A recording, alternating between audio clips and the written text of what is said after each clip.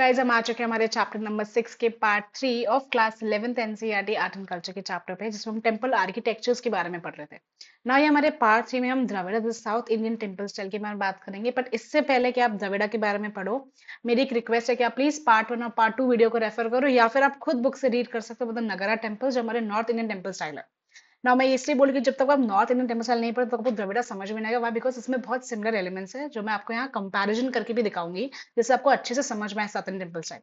सो हम बिना किसी देरी के वीडियो स्टार्ट करते हैं। हम बात करेंगे the Dravid south Indian temple style के बारे में ना। यहाँ पे it is enclose within a compound. जो टेम्पल है हमारे कंपाउंड वॉल के अंदर आपको एनक्लोज दिखने को मिलेगा। जो फ्रंट वॉल है उसमें एक एंट्रेंस गेटवे है। जो फ्रंट वॉल है उसमें एक एंट्रेंस गेट होना चाहिए गोपुराम जो है हमारा मेन टेम्पल टावर को हम यहाँ पे विमान बोलते हैं ना। यही चीज मुझे आपको बतानी थी कि हम नगरा टेम्पल्स में नॉर्थ इंडियन टेम्पल स्टाइल में जो मेन टेम्पल टावर है उसे हम शिखर बोलते हैं। बट हम जब साउथ के बारे में बात करते हैं तो हम विमान बोलते हैं। It is a stepped pyramid rise up geometrically. फिर हम बात करते हैं क्राउनिंग एलिमेंट के बारे में। नाउ हम साउथ इंडियन टेम्पल स्टाइल में क्राउनिंग एलिमेंट को शिखर बोलते हैं, which is shaped into a stupic और ऑक्टेगोनल क्यूपोला। उस पर कंफ्यूज मत करना। नगरा टेम्पल्स में जो हमारा मेन टेम्पल टावर है हम उसको शिखर बोलते हैं, पर द्रविड़ा में हम इसको विमान बोलते हैं। नगरा में क्राउनिंग एलिमेंट हमारा कलश है और ऊपर मालिका होता है। यहाँ पे जो क्राउनिंग एलिमेंट बेसिकली नगरा में हमारा ऊपर कलश, सबसे क्राउनिंग एलिमेंट जो हमारा कलश होता है और उसके नीचे मालिका होता है, देन वी हैव शिखर। लेकिन हमारे साउथ इंडियन टेम्पल्स में क्या होता है, जो क्राउनिंग एलिमेंट उसे हम शिखर बोलते हैं। सो ये जो नए में ना बड़ा सेम है, बट दोनों में अलग अलग जगह आप एक डायग्राम्स में देख सकते हो, क्लियरली समझ में आ जाएगा कि शिखर एक्चुअली में नॉर्थ इंडियन टेम्पल स्टाइल में क्या है और साउथ इंडियन टेम्पल स्टाइल में कुछ और चीज के लिए शिखर वर्ड यूज किया गया। सो this was the main thing जो मुझे आपको कंपेयर करके बतानी थी, इसलिए मैंने आपको बोला कि आप एक बार नगरा टेम्पल्स के बारे में जरूर रीड करो, then come upon this video. आगे बढ़ते हैं। ना एंट्रेंस ऑफ गर्भगृह में fierce sculptures of dwarapala door keepers आपको देखने को मिलेंगे। There is also a temple tank, large reservoir है। सबसे श्राइन्स या तो आपको इनकॉर्पोरेटेड मिलेगी within the main temple tower, या फिर सेपरेट स्मॉल श्राइन्स होंगे टेंपल के आजू बाजू बिसाइड द मेन टेंपल। अब यहाँ पे एक ट्विस्ट क्या है, यहाँ पे स्मॉलेस्ट टावर है गर्भगृह के ऊपर। यूजली नॉर्थ इंडियन टेम्पल की जब हम बात करते हैं तो वहां पे गर्भगृह पर सबसे सबसे टॉलेस्ट टावर होता है। पर हम जब साउथ इंडियन टेम्पल की बात, यहाँ पे क्या होता है, गर्भगृह के ऊपर सबसे स्मॉलेस्ट टावर होता है, मतलब उल्टा हो रहा है यहाँ पे एकदम ना। इट इज प्रोबेबली बिकॉज की गर्भगृह बहुत ही oldest part of the temple है, इसलिए भी ऐसा हो सकता है। आगे बढ़ते हैं ना। With the passage of time, जैसे टाइम कटता है, ठीक है, जो टेम्पल है उसका एरिया इंक्रीज हो रहा है। वाई? बिकॉज वर्शिपर्स बढ़ रहे हैं, ठीक है, टेम्पल्स में लोग ज्यादा आते हैं, तो ऑब्वियसली टेम्पल बड़ा कर रहा है, उसका एरिया इंक्रीज कर रहा है। एन एग्जाम्पल ऑफ श्री रंगम टेम्पल जो तिरुचिरापल्ली से है। It has 7 concentric rectangular enclosure walls each with गोपुरा, मतलब 7 रेक्टेंगुलर वॉल्स है जिसमें एक इस सब में एक गोपुरम है। एंड जो आउटर मोस्ट टावर है टेम्पल वो सबसे न्यू, मतलब बाद में बनाया गया है वो। एंड जो tower which is at the centre housing the गर्भगृह सबसे ओल्डेस्ट है। तब ये देख सकते हैं टेम्पल को बनाया गया है, बाद में भी उसमें एड ऑन किए गए हैं। So with passage of time temple का एरिया इंक्रीज किया गया था। आगे बढ़ते हैं the temple towns of Tamil Nadu के बारे में। तो the most famous temple towns of Tamil Nadu कौन कौन से? कांचीपुरम, तंजौर या तंजौर, मदुराई या कुंभकोणम। ये सब तमिलनाडु के सबसे फेमस टेम्पल टाउन्स है ना। Role of temples between the 8th and 12th century, ठीक है, पहले क्या था, it was only for the religious things. लेकिन अब धीरे धीरे जो टेम्पल्स उनका रोल चेंज होता गया and at it became a rich administrative centres. आगे हम बात करते हैं sub division of Dravida temples के बारे में ना। द्रविड़ा टेम्पल्स के भी सब डिविजन, जैसे हमने नगरा टेम्पल्स के 3 आर्किटेक्चरल फॉर्म्स के बारे में बात की थी हमारे पार्ट 1 पार्ट 2 वीडियो में, वैसे ही अब द्रविड़ा टेम्पल के भी बहुत सारे सब डिविजन है। सबसे पहला था कुटा और चतुरस्र जो हमारा स्क्वायर शेप्ड एक सब डिविजन है द्रविड़ा टेम्पल का। फिर शाला या अयतस्त्र जो हमारा रेक्टेंगुलर शेप्ड है। गज पृष्ठ और वृत्त या एलिफेंट बेक को हम इलेप्टिकल शेप्ड बोलते हैं। वृत्ता हमारा सर्कुलर शेप और अष्टस्त्र हमारा ऑक्टागोनल शेप है। तो ये सब हमारे सब डिविजन द्रविड़ा टेम्पल के ही अंदर अंदर जो हमारे दूसरे आर्किटेक्चरल फॉर्म्स है, ये सब सब डिविजन उसमें आते हैं। आगे हम बात करेंगे पल्लवास के बारे में, फिर उनके टेम्पल्स के बारे में चलते हैं ना। पल्लवास हमारे सबसे एंशियंट साउथ इंडियन डायनेस्टी है and they were active in Andhra region in 2nd century BCE. After that they move to south to settle in Tamil Nadu ना। पल्लवास की जो हिस्ट्री है ना वो डॉक्यूमेंटेड है of 6th to 8th century। कहाँ पे? Why? Because they have left inscriptions and monuments. इनके इंस्क्रिप्शंस और मॉन्यूमेंट्स हैं उनकी 6th to 8th century के बीच की जो हिस्ट्री को डॉक्यूमेंट कर सकता है अबाउट द पल्लवास ना। पल्लवास के बहुत सारे पावरफुल किंग्स हैं, उन्होंने अपना एम्पायर को स्प्रेड कर रखा था to the borders of Odisha. They had strong links with south east Asia ना। पावरफुल जो हमारे पल्लवास के पावरफुल किंग्स हैं, उनके रेन में ड्यूरिंग देयर रेन वैष्णव और श्राइन्स भी सरवाइव किए थे बहुत सारे। एंड देयरफॉर हमें ये भी पता चलता है कि ये द इन्फ्लुएंस थे with the long Buddhist history of लेकिन तो ये थोड़ा सा हमें समरी बताया गया पल्लवास के बारे में। आगे बढ़ते हैं हम ना। पल्लवास की जो अर्ली बिल्डिंग्स है they were made from the rock cut caves और लेटेस्ट स्ट्रक्चरल बिल्डिंग्स बनने लगी। पल्लवास की जो अर्ली बिल्डिंग्स है they are attributed during the reign of Mahendra Varman one. तो ये एट्रीब्यूट की गई थी during the reign of Mahendra Varman one, जो हमारे contemporary of Chalukyan king Pulakeshin two of Karnataka. Contemporary मतलब existed during the same time, मतलब उन्हीं के टाइम पे महेंद्र वर्मन वन जी ने एट्रीब्यूट किया था ड्यूरिंग द रेन। पल्लवास की अर्ली बिल्डिंग्स का एट्रीब्यूट किया गया था उन्हें। सो महेंद्र वर्मन वन जो थे that is the contemporary of Chalukyan king of Pulakeshin two of Karnataka.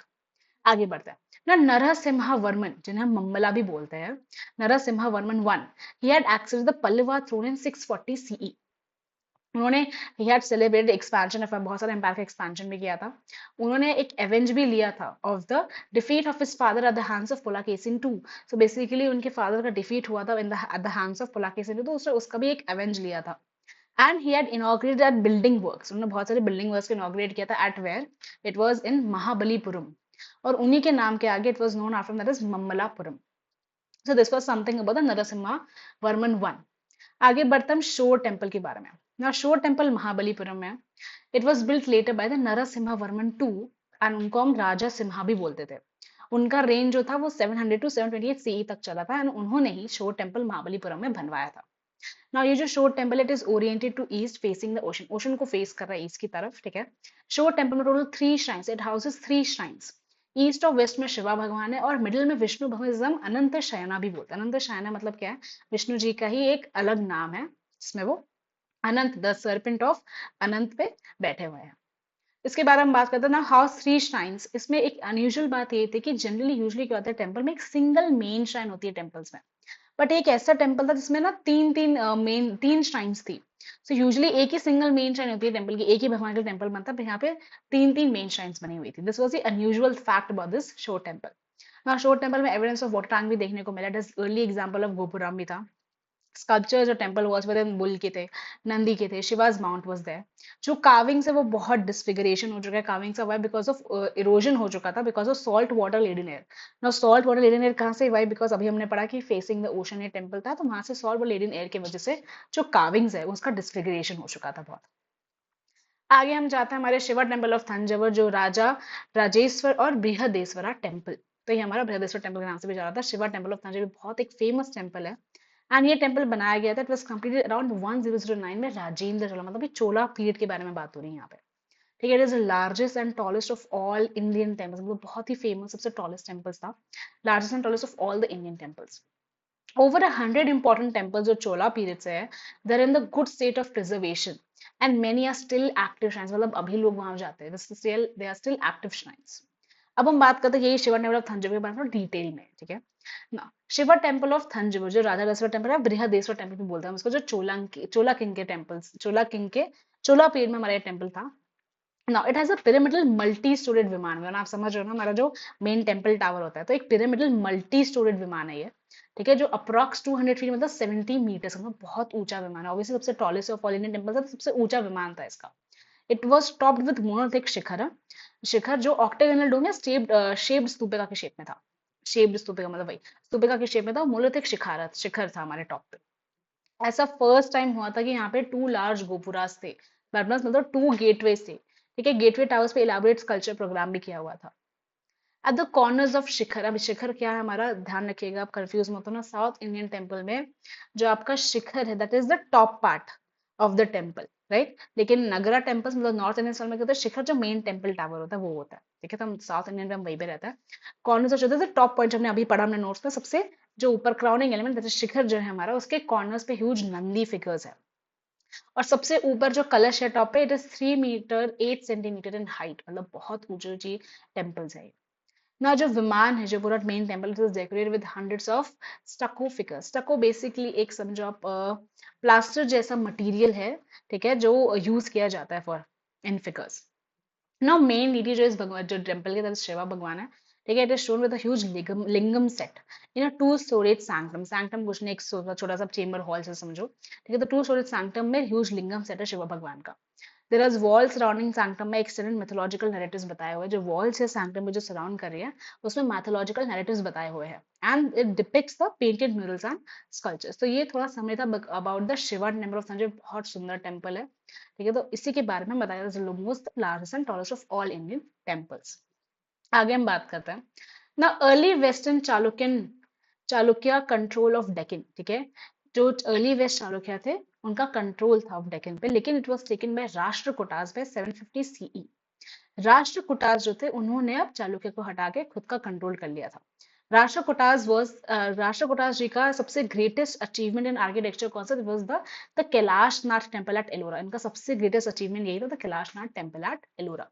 अब हम इसके बारे में पढ़ेंगे ना। कैलाशनाथ टेम्पल जो एलोरा पे है, it is a culmination of at least a millennium long tradition in rock cut architecture in India. ये मैंने ना एग्जैक्ट कोटेड सेंटेंस लिया है बुक से, क्योंकि बहुत ही सुंदर से तो हमारे कैलाशनाथ टेम्पल में बहुत अच्छे से बताता है। ठीक है, एक मिलेनियम लॉन्ग ट्रेडिशन जो रॉक कट आर्किटेक्चर इंडिया में, वो सबसे प्यारा चीज इसी टेम्पल में आपको देखने को मिलेगा। एक कल्मिनेशन बना हुआ है of at least a millennium long tradition जो रॉक कट आर्किटेक्चर जो इंडिया में उस ट्रेडिशन का। ठीक है, अब हम इसके बारे में बात करते हैं ना। ये कंप्लीट पूरी द्रविड़ा बिल्डिंग है विद नंदी श्राइन पे है। ठीक है, it is dedicated to Shiva. Gopura में गेटवे भी है, सराउंडिंग क्लॉइस्टर्स। क्लॉइस्टर्स बेसिकली आप समझो कि एक कवर्ड वॉक पाथ है, कोलोरेड हॉल जैसा ही समझो आप। ठीक है, कवर्ड वॉक पाथ जैसा। सो सराउंडिंग क्लॉइस्टर्स है, सब्सिडरी श्राइन्स है, स्टेयर केसेस ऑफ विमान, मतलब जो इंपोजिंग टावर था, मेन टेम्पल टावर वो टोटल 30 मीटर्स का है। तो ये था हमारा कैलाशनाथ टेम्पल के बारे में जो एलोरा में है ना। इसकी एक बहुत ही इंटरेस्टिंग फैक्ट ये है कि all of this was carved out of a living rock, मतलब एक पूरे रॉक, लिविंग रॉक से ये सब कुछ कार्व किया हुआ है। आप सोचो कितने सुंदर तरीके से पूरी हर चीज टेम्पल्स की एक लिविंग रॉक से कार्व किया हुआ है। One portion of monolithic hill को कार्व किया गया था patiently to build the Kailashnath temple. तो मतलब बहुत मेहनत करी होगी to build Kailashnath temple from a portion of a monolithic hill, एक लिविंग रॉक से बनाना। फिर हम बात करते हैं ना स्कल्पचर्स ऑफ राष्ट्रकूटा फेस। हमने राष्ट्रकूटा फेस के बारे में एक टेम्पल के बारे में पढ़ लिया है, तो वही बता रहे हैं कि स्कल्पचर ऑफ राष्ट्रकूटा फेस जो बहुत डायनामिक हुआ करते थे, बहुत लार्जर फिगर्स बनाते थे।